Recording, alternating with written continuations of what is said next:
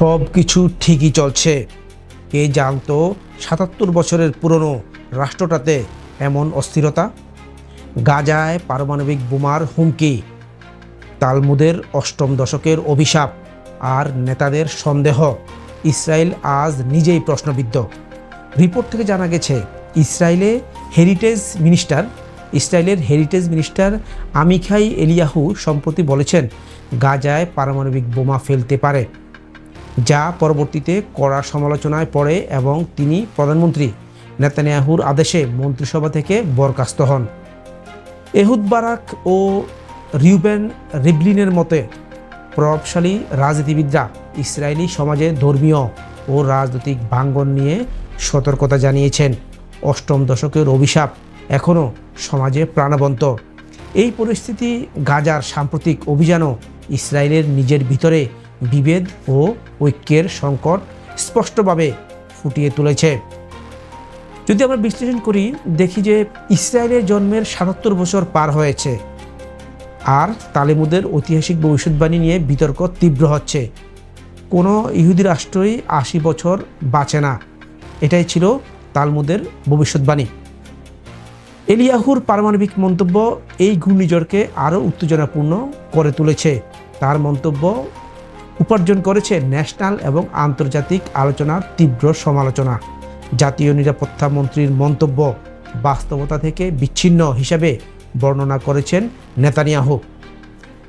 ইসরায়েলে ধর্মীয় ও সেকুলার, ডান ও বামপন্থীদের মধ্যে গোপন সামরিক মতপার্থক্য দিন দিন প্রকট হয়ে উঠছে।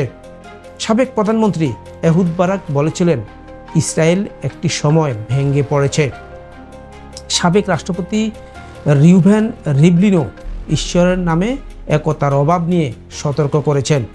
এগুলো শুধু ধর্মীয় বিশ্বাস নয়, বরং রাজনৈতিক বাস্তবতায় পরিণত হচ্ছে।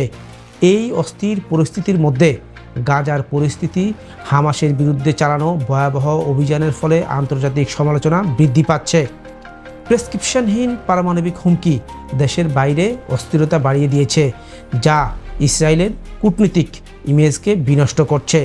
যুক্তরাষ্ট্রসহ পশ্চিমা মিত্র রাষ্ট্র নীরব নয়, যদিও পুরস্কৃত পরিচালকরা ইসরায়েলের অস্তিত্ব সংকটে পূর্ণ ন্যায়সঙ্গত আক্রমণ চালানোর প্রবৃত্তিকে অগ্রাহ্য করছেন। তারা একদিকে বিব্রত বোধ করছে। মূল কথা এটি নয় যে গাজার প্রতি হিংসার মাত্রা বাড়ছে। এই অবস্থায় দেশের নিজস্ব রাজনৈতিক কাঠামো সংকটে পতিত হচ্ছে। 1948 সালে জন্ম নেওয়া রাষ্ট্রটি যদি 2028 সালে 80 বছর দিয়ে দাঁড়িয়ে থাকতে না পারে, সেক্ষেত্রে প্রশ্ন উঠবে তারা নিজেদের ভেঙে পড়ার আগে কেন ঐক্যবদ্ধ হতে পারছে না।